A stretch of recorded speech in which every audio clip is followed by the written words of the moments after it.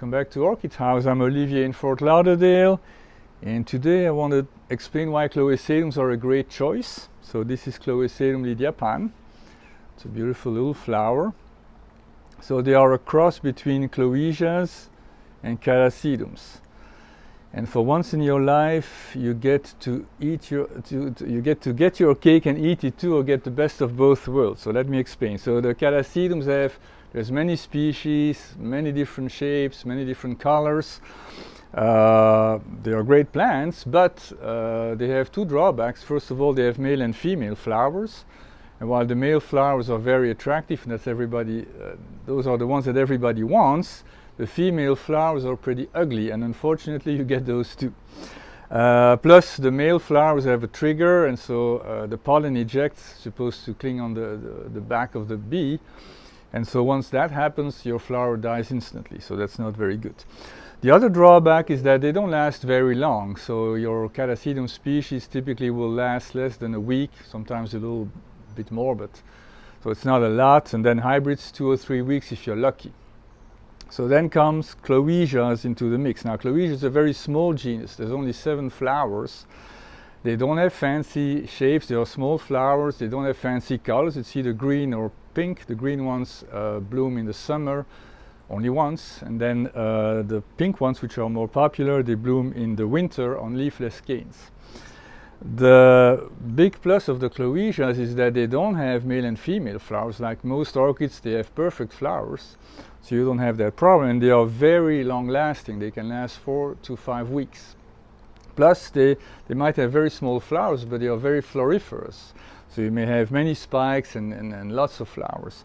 So you combine both, and well, you get basically plants that will last a lot longer. You can have all sorts this is one type of Clowesetum, but you have all sorts of shapes and colors. You don't have the male and female flowers, so like I said, you have the best of both worlds, and that's a pretty attractive proposition. So Clowesetum is an example of a hybrid program that's very successful. You improve both parents' characteristics, and in this case you basically take the pluses from each genus and turn it into something that has added features.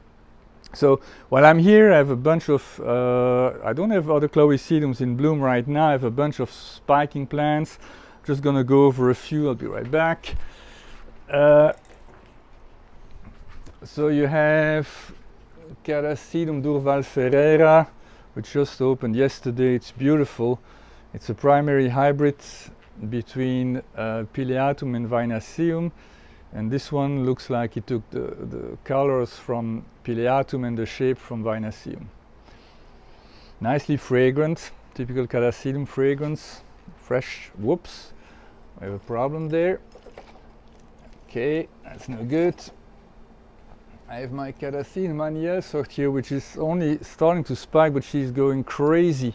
No idea what's going on, but she has 1, 2, 3, 4 spikes, and then there's many more bulbs. 1, 2, 3, 4, 5. It's crazy. There was another one here that dried out, so I don't know what's going to happen. It might not give me a lot of flowers because that's a lot of energy, but this is a great plant. Okay, we have an expansum, one of the 2 main species in the Catasetum genus, and you have the typical flat, somewhat square lip. They have different colors, but the lip is pretty characteristic. Sorry, get it. We have Hat Trick, which has a divine, extremely sweet fragrance like a cake. This is coming to an end, so the inflorescence is fading, as you can tell. It has that negative to have the lateral sepals to always recurve.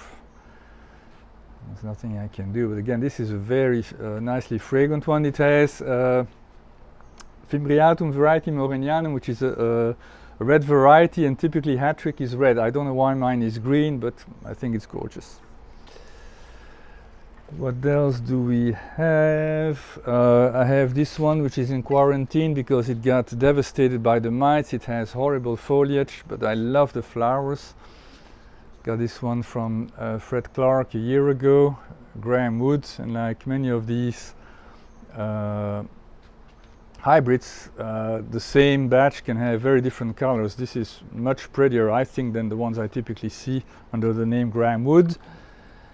We have what's left of fimbriatum, which is a species. That's a species that lasts longer than most. You can have 2 weeks out of them. Very fragrant, very spicily fragrant. The red variety is actually sweetly fragrant, strangely enough.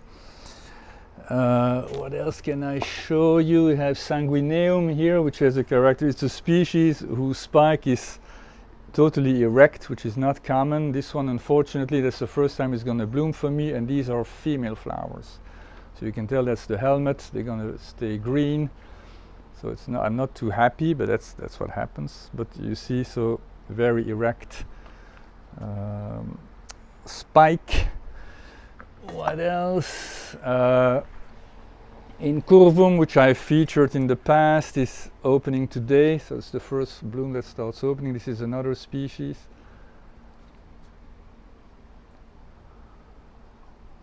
This showcases how varied the shapes in the Catasetum genus is. They have all sorts of shapes. And yeah, this one, tabulare, is another species that's not ready to open yet, but very fancy flower. I like it a lot. This is a nice spike. Yeah, and like I said, there's many others in spikes. My schmidtianum here, my FCC, Tommy Bednar. This is one of the 2 divisions. It's already spiking for the 2nd time this year. It's a little ways away before it opens. There's many more, but I mean, they are just starting to spike. So the main message today I wanted to convey is that Clowesetums are attractive hybrids, because like I said, you have the pluses of both parents and you avoid the minuses. Thank you so much. Have a great day. Bye-bye.